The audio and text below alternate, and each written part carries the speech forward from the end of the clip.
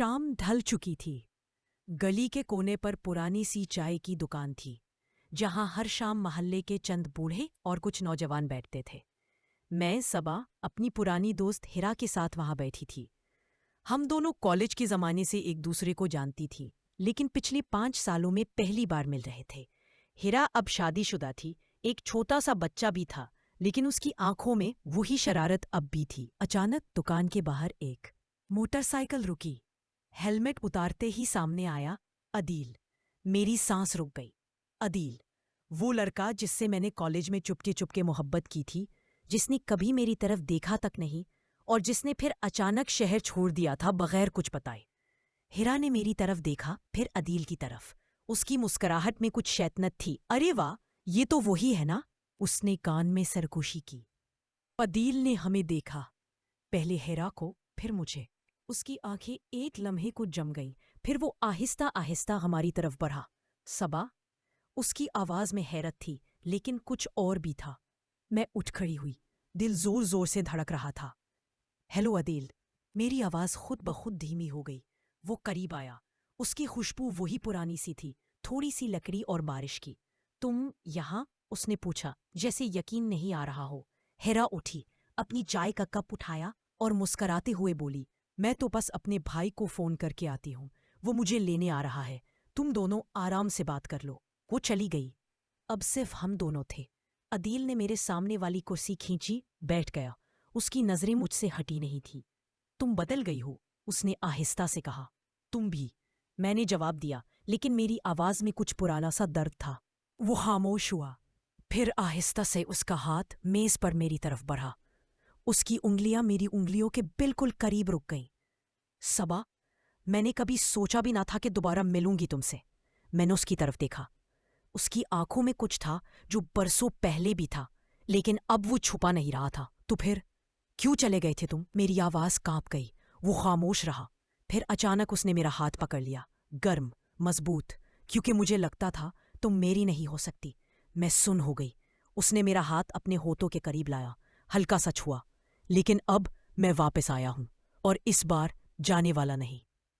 हवा में चाय की खुशबू थी। दूर कहीं अजान की आवाज गूंज रही थी, और हमारे दरमियान बरसों का फासला एक लम्हे में खत्म हो गया था। अभी तो शाम ढली ही थी, अभी तो रात आनी बाकी थी। अदील का हाथ अभी भी मेरा हाथ दबाए हुए था। उसकी हथेली गर्म थी, हल्की सी गैलरी, जैसे मोटरसाइकिल चलाते हुए पसीना आया हो। मैंने हाथ छुड़ाने की कोशिश नहीं की। चलो यहां से, उसने अचानक कहा, आवाज धीमी लेकिन पक्की। कहाँ? मैंने पूछा। दिल में एक अजीब सा डर और एक अजीब सी खुशी बैक वक्त उठ रही थी। जहां कोई हमें ना देखे, जहां हम 5 साल पहले रुक गए थे, वहां से आगे चलें। वो उठा, मेरा हाथ अभी भी उसके हाथ में। मैं भी उठी, चाय के पैसे मेज पर रख दिए। बाहर अंधेरा गहरा हो चुका था। सड़क पर पानी के छोटे छोटे गड्ढे बने हुए थे, जो स्ट्रीट लाइट्स की रोशनी में चमक रहे थे। उसने हेलमेट मुझे दिया, पकड़ो। मैंने हेलमेट पहना। वो मोटरसाइकिल पर बैठा, मैं उसके पीछे। जब मैं बैठी तो मेरा सीना उसकी पीठ से लग गया। उसने एक लम्हे को रुका, जैसे वो लम्हा सांस में भर लेना चाहता हो। फिर उसने मोटरसाइकिल स्टार्ट की। हवा तेज चल रही थी, मेरे बाल खुलकर उड़ रहे थे। मैंने आहिस्ता से हाथ उसकी कमर पर रख दिए, पहले हल्के से, फिर मजबूती से। उसने एक हाथ से मेरा हाथ दबाया। हम शहर से बाहर निकल गए। एक पुरानी सी झील के पास मोटरसाइकिल रोकी। वहां कोई नहीं था, सिर्फ पानी की हल्की सी लहरें और चांद की चांदी सी रोशनी। वो उतरा, मुझे हाथ देकर उतारा। हम दोनों खामोश खड़े रहे। याद है? इसने पूछा। याद है। मैंने सर हिलाया।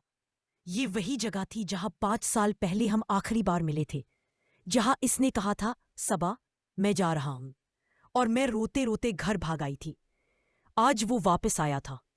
इसने आहिस्ता से मेरी तरफ मुड़ा। चांद की रोशनी में उसका चेहरा साफ दिखाई दे रहा था, आंखें नम, होंठ कांप रहे थे। मुआफ कर दो मुझे। उसकी आवाज भरी हुई थी। मैंने कुछ नहीं कहा, बस एक कदम आगे बढ़ाया, और फिर मैंने उसके गले लग गया। उसके हाथ फौरन मेरी कमर पर लिपट गए, जैसे बरसों से यही इंतजार कर रहे हो। वो मुझे मजबूती से दबाए हुए था। मेरा चेहरा उसके कंधे में छुपा हुआ था। उसकी शर्ट पर मेरी आंखों से निकले आंसुओं के धब्बे बन गए। कभी जाने ना देना आप, मैंने रोते हुए कहा। कभी नहीं, उसने मेरे बालों में मन छुपाते हुए वादा किया। हम वहीं खड़े रहे। झील का पानी चांद को देखकर मुस्कुरा रहा था। हवा हल्की हल्की चल रही थी। रात अभी शुरू ही हुई थी और इस बार हम दोनों कहीं जाने वाले नहीं थे।